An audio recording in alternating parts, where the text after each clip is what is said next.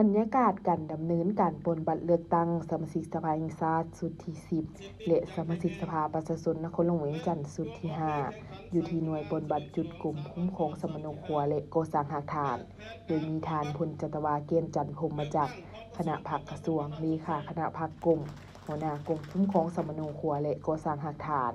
ทานพลจัตวารัศมีไสยคำคณะพรรคกระทรวงเลขาคณะพรรคกลุ่มหัวหน้ากลุ่มตำรวจคุ้มขังดัดสร้างพร้อมด้วยบรรดาคณะพรรคคณะบรรษา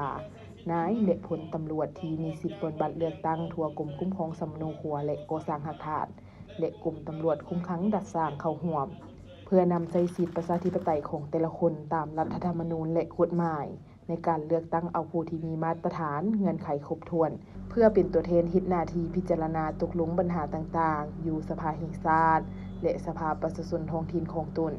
สำหรับคาดหมายการดำเนินการปรนบัตรเลือกตั้งสมาชิกสภาแห่งชาติสุดที่ 10 และสมาชิกสภาประชาชนนครหลวงเวียงจันทน์สุดที่ 5 อยู่หน่วยปรนบัตรจุดกลุ่มคุ้มครองสมณครัวและก่อสร้างหากฐานและกลุ่มตำรวจคุ้มขังดัดสร้าง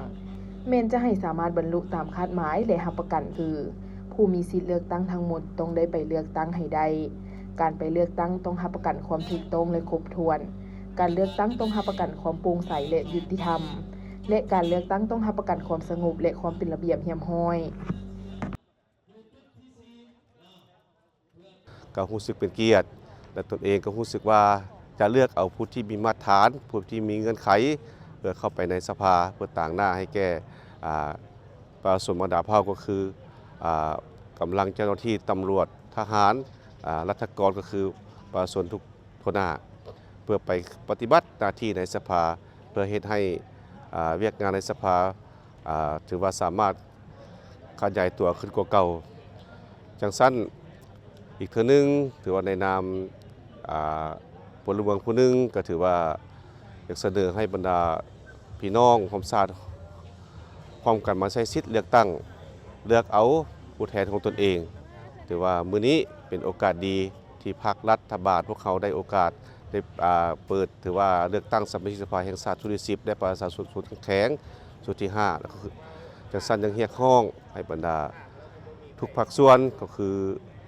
ทุกคนในสังคมผู้ที่มีสิทธิ์ปรนบัตรเลือกตั้งตั้งแต่อายุ 18 ปีขึ้นไปบ่ให้นอนทับสิทธิ์ตนเองให้ออกมาใช้สิทธิ์เพื่อเลือกเอาผู้แทนของตนเองก็คือผู้ต่างหน้าตนเองเข้าไปในสภาเพื่อปฏิบัติหน้าที่อันสำคัญอันทรงเกียรติของท่านในสภาอันนี้ถือว่าขอเรียกร้องให้บรรดาท่านเข้าร่วมจะขอขอบใจสันมื้อนี้ก็รู้สึกเป็นเกียรติและภาคภูมิใจเป็นอย่างยิ่งที่ได้มีสิทธิ์ในการมาปรนบัตรเลือกตั้งสมาชิกสภาแห่งชาติสุดที่ 10 และสมาชิกประชาชนขันแขวงสุดที่ 5ท่านข้าพเจ้าในนามทางหน้าประชาชนลาวบรรดาเผ่าผู้หนึ่งก็ได้มีความเต็มใจที่ได้ประกอบส่วนในการเข้าร่วมปรนบัตรเลือกตั้งการใช้สิทธิ์เลือกผู้แทนของตนเข้ามาอยู่ในกลุ่มจัดการตั้งของสภาแห่งชาติอันนี้ก็เป็นการประกอบส่วนอันหนึ่งที่ข้าพเจ้าในนามที่ใช้สิทธิ์และพันธะของพลเมืองนำใช้สิทธิ์ดังกล่าวเพื่อเลือกเอาตัวแทนของตนเองเข้ามาอยู่ในของเขตสภาแห่งชาติเพื่อเป็นตัวแทนในการเฮ็ดเวียกงานในการ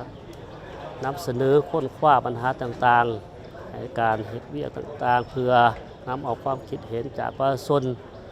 มาสู่สภาคือแก้ไขและมีทิศในการปฏิบัติให้ประเทศชาติบ้านเมืองมีความเจริญรุ่งเรืองในระดับต่อไปขอขอบใจเนาะ